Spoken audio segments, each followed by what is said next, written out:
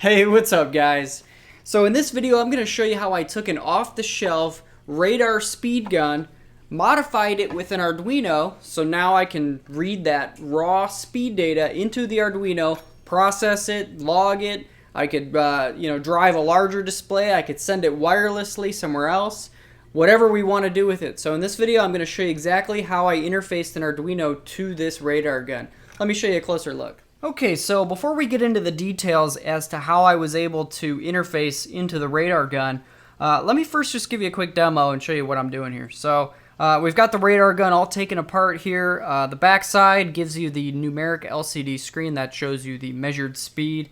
And we'll just go ahead and measure something. So I'm going to wave a notepad in front of the gun here until we see something pop up. And you can see as I'm doing that, I'm able to create... There we go. Okay, and you can see over on the serial monitor window, I'm just printing the speed that I'm measuring from the Arduino. So as soon as I let go of the trigger of the gun, it shows us the top speed, which is 46 miles per hour. And of course, over in the serial monitor window, we see 46 miles per hour. So this is great.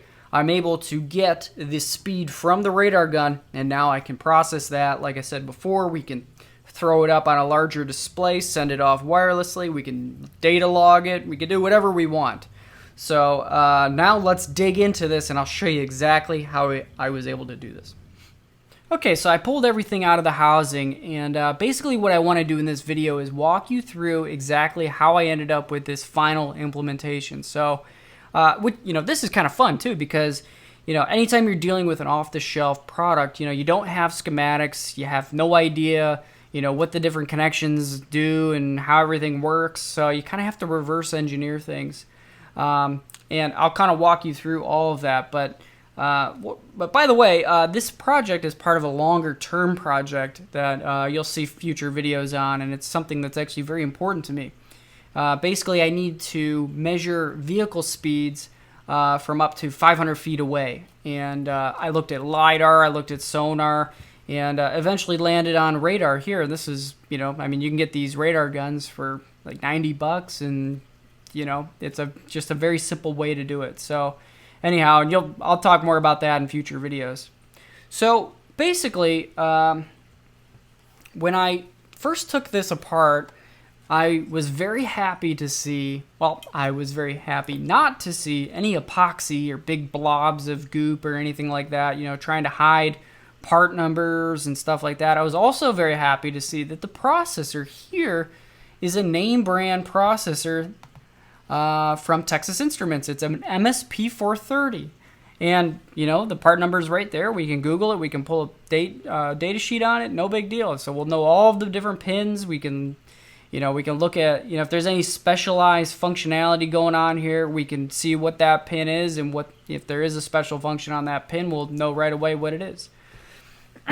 So yeah, that was great. I was really excited to see that. I was also very happy to see a multi-board system because, we've got the radar engine board over here, and it connects down to the main board here with these flat flex cables, the LCD screens on the back side. Then we have this little trigger board here. So this is where where you pull the trigger, and it's a simple contact, and that's going to be very easy for us to take control over. It's going to be a simple little transistor type of circuit. Which, by the way, my focus here right now was to get the speed out of the gun, not necessarily take control over the trigger and the power switch. I'll do that in a future video, but for now, all about just getting the speed out of the gun. And I've got this little switch here right across the trigger, just so that I can keep it in a continuous scanning mode.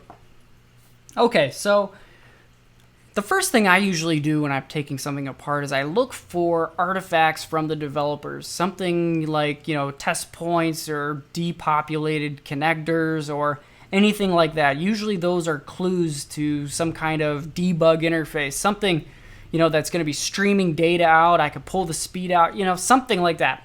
Well, with this, they do have some things like that, but I was not able to tap into any of it. They do have this edge connector here, this this little Goldfinger interface. which to me just appears to be used for factory programming only. I think that's just the JTAG interface. We've got some other things going on over here, which I'll talk about in a second. Oh, and by the way, the battery connections up to the board, we've got this little negative terminal clip, and the batteries are in the handle. It's 2C batteries. So the negative terminal is on the bottom side. That comes up to the board here, so that was easy to solder a wire across, and we're feeding this whole system here with 5 volts from the USB connection, and then, of course, dropping that down with the linear regulator to 3.3 volts. Part of the trigger board is the positive terminal for the batteries as well. Okay.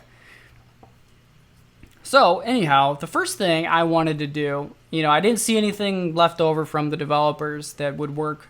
So, I noticed, these 2 flat flex cables, and I got very excited about this because, maybe there's a digital interface going between these 2 boards that I can tap into. Something, because, in my mind, you would do all the heavy lifting for the measurement over here. Maybe not doing the calculations, but something that then can be sent over from this side to this side that can be easily read. Maybe it would be a digital interface that I could read in over here, run my calculations on, and get speed from.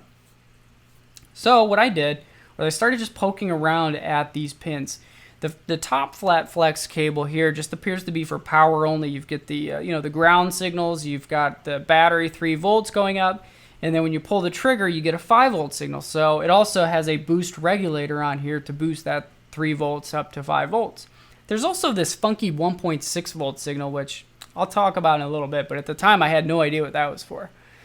On the second ribbon cable here, the flat flex cable here, this is where things got cool. I noticed a few square wave type signals on this one. In fact, 4 square wave type signals. And I was thinking, boy, I wonder if that's a SPI bus. I wonder if it's, like a bit stream or something, that I could tap into. So what I did next is I pulled this ribbon cable out. I keep saying ribbon, but it's a flat flex. Pulled that out just to see what the direction it was. Are the signals coming from the radar gun into the main board? Are they coming from the main board to the radar side? And or a mixture, which would be the case if it was a SPI bus. MISO, MOSI, clock, and chip select. But no, actually, all of the signals were coming from the main board over to the radar gun. So they were needed by the radar engine for something. I don't know what for, but there were 2 60 hertz signals and 2 30 hertz signals.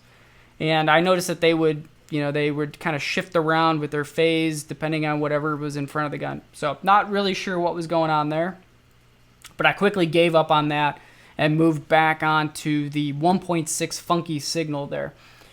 And what I noticed with that 1.6 volt centered signal is that whenever I moved in front of the radar gun, I would see it kind of blip up, like it would start oscillating. It started producing a frequency. So I thought that was kind of weird, and I traced it back, trying to see where it went on the board. And I noticed that it did come up to this AUD connection, which the only thing I could think of that could be is audio, right?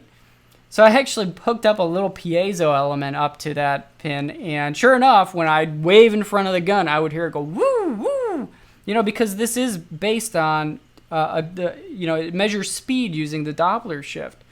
So, this is a K-band radar system, so it's actually sending out radio waves at like 20-some gigahertz, and then it sees the reflection back, and it looks at that frequency shift, and that's how it determines speed. So I guess what's happening here is you get that 1.6 volt signal back down to the audio pin here, and it's somehow, it's shifted down into the audio spectrum so that you can actually do something with it. And then it does not go directly to the MSP430. It goes over to some circuitry over here, and then it comes out of that circuitry to this comp pin, COMP, which, again, had no idea what that stood for. Compensation, component, computer maybe. But what it does is it takes that 1.6 volt centered signal, drops it down to 0 to 3.3 volt signal.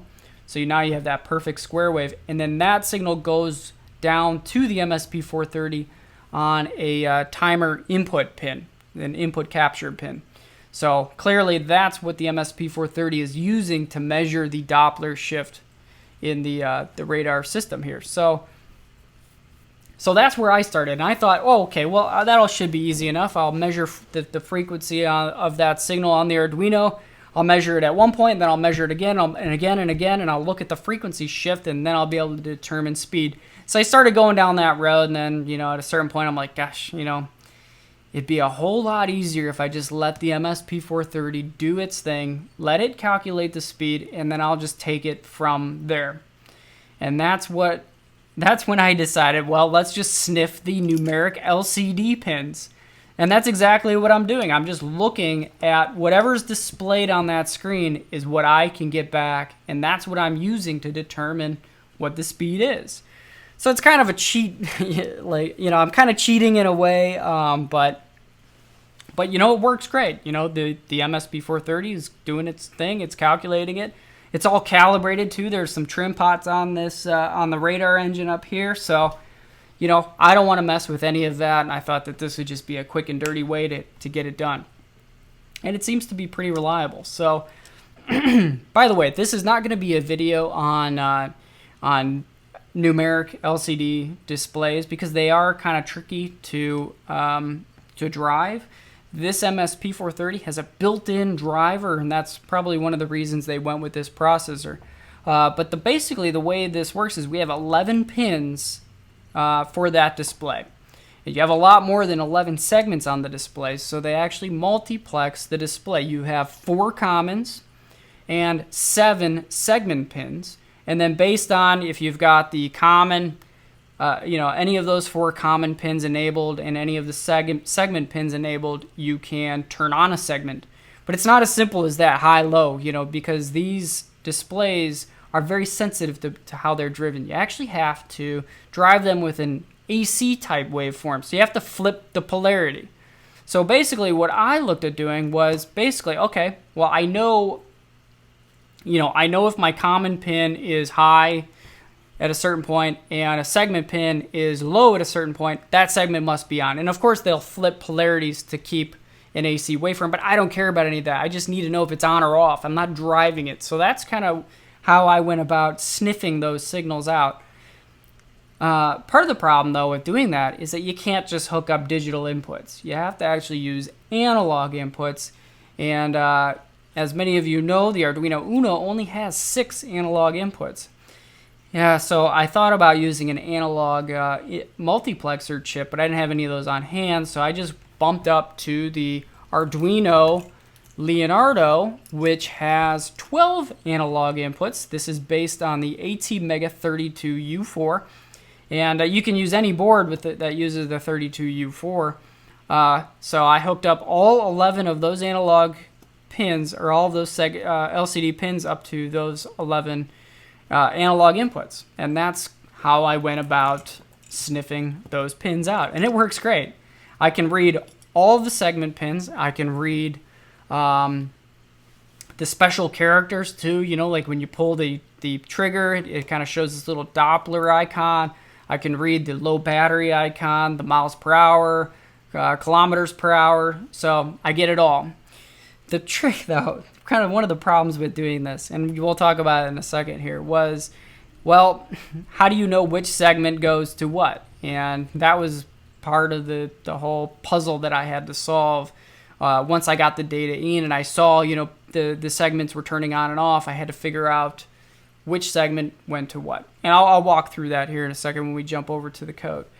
So I did actually create a little wiki page over here for this project. So in case you have any questions, where I got stuff, which parts I used, the connections, here's everything that I have. So you've got all the analog inputs, the ground connection, the 3.3 volt connection, the LCD pin mapping, and some test code.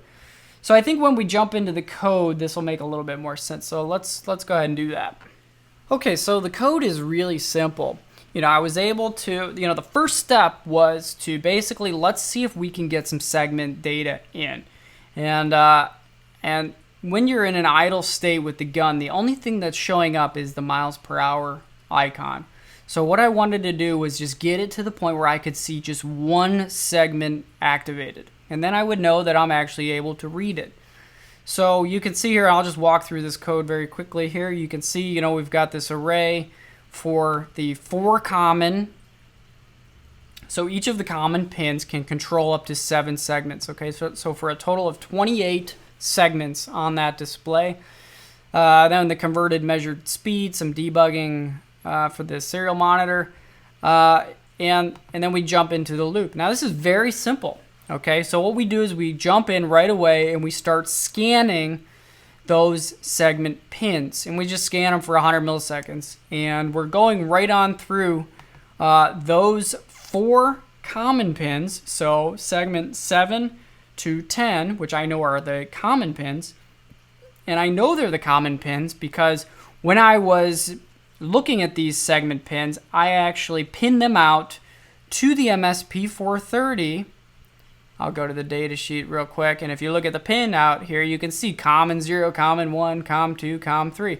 So that saved a lot of time, so I immediately knew which pins were the common pins. And basically what I'm doing is I'm just looking at the pins, and I'm making sure that I'm getting a low analog read on those.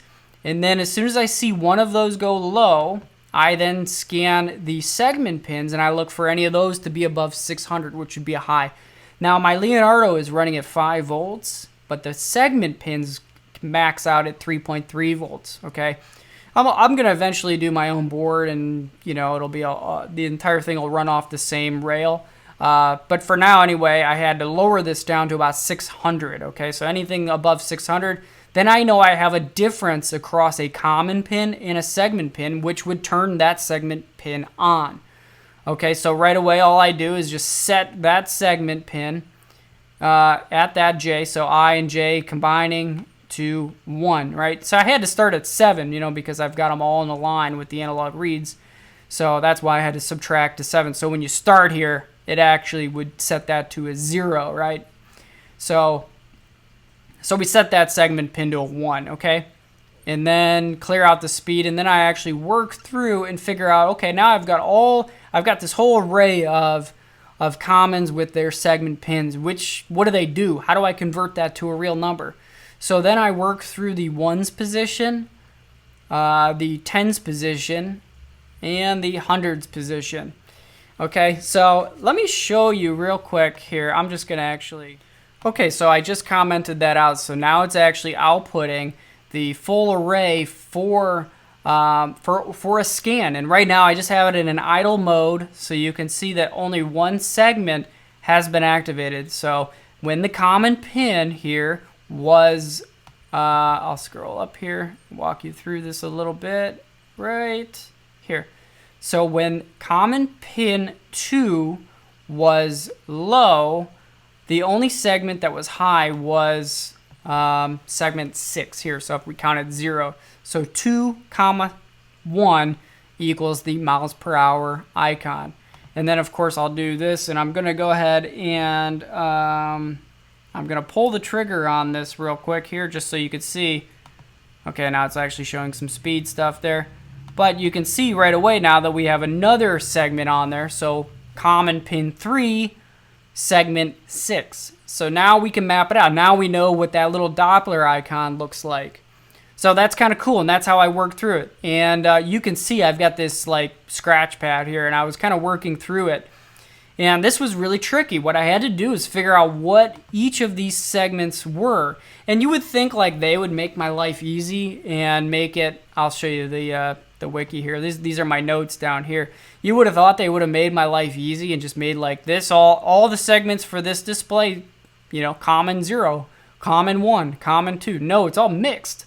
Look at this. Like we've got every common pin controlling every part of a single digit. That's unheard of. I've never seen that before. So it was very, very tricky. And I was also hoping to find a pattern so that once I mapped one segment out, or sorry, not one digit out, I could map the second digit and then the third digit. And I kind of did that over here because you can see like there is a pattern. You can see like, you know, 141505. So then that one was 1213, 1415, 2425, 2223. So I made some guesses over here and just assumed that that must be 3031, and that's common pin 3 segment 0 high for when that digit or that segment turns on.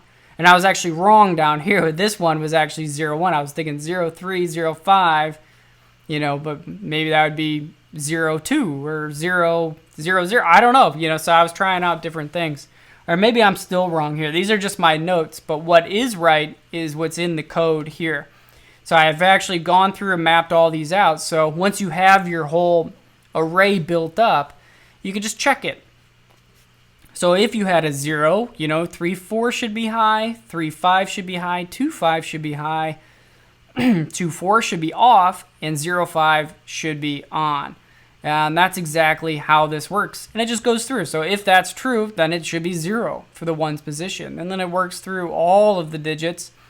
Then it does the tens position. Now when it does this, it takes the measured speed and just adds it.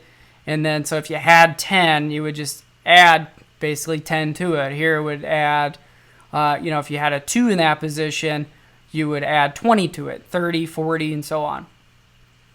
Then you get into the hundreds, and the max speed of this gun, I think it's 200 something. So I only had to map out a 1 and a 2 there. Same kind of deal, 100 or 200. And then I just simply display the speed, print it out if the old speed doesn't match the measured speed. So, you know, I'm grabbing the old speed so that I'm always showing you new data. And then here is the raw array print there where it shows you for each common pin what segments were high and low. And I worked through this. So my way of doing it first was, you know, I had to get a fan out. I thought that was a good idea. I got a fan, and I kept the second digit always at 2. So I went 29, 26, 25, 24. And once you have all these digits, you can easily figure out what all the different segments are, and that's what I did. Now, the third digit was kind of tricky. How do you get 100 miles an hour? How do you get 200 miles an hour? Or even for the second digit, you know, getting 70 miles an hour without going out, you know, on the highway. Well, the trick is to use a speaker. So let me actually I'm going to show you that real quick. So I took a speaker like this with a function generator and then just modified the frequency, and I was able to trick it into thinking that it was going 100 miles an hour because, you know, a speaker is just kind of moving that cone up and down, and it's like moving an object, so it's faking it out thinking that something is moving at it at a high speed. So I'm going to do that real quick here. Okay, so I've got my speaker hooked up here, and it's going. I'm at like 1.4 kilohertz, and you can see I'm getting like 20, 30 miles an hour. Look at that, 89 miles an hour. So I can fake it out to anything I want. There's 130 miles an hour. That's like almost 10 kilohertz there. So I'm flying all over the place, getting different speeds, and that's really annoying. So that's how I was able to fake the radar gun out with different speeds for testing and getting all of these segments figured out. So anyhow, that is how I was able to get the speed off of it. Now, one of the nice things, and I showed you this before, is when you let go of the trigger, it shows you the highest measured speed. So my plan for this is to allow the Arduino to pull the trigger, let go, and then read the display, and then use that as the measured speed. Because, you know, technically right now the way it works is it's scanning the display for like 100 milliseconds. Well, what if the speed changes in that scan time? You know, you could go from like a 7 to an 8 within that 100 milliseconds. Then it would totally freak out the Arduino because it doesn't have anything like that mapped.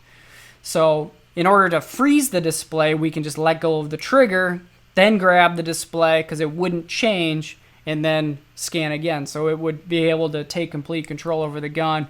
Scan, read the display, scan, read the display, you know, something like that. So anyway, that is exactly how I did it. I hope this was a fun video for you to watch. It was definitely a fun project. And next steps will be to kind of package all of this up. I think it would be cool to make this all Bluetooth controlled. So like right on your phone, you basically get that, you know, that display up. You can start scans, you can control it, you can log it, do whatever you want. So that's the video. Thanks for watching.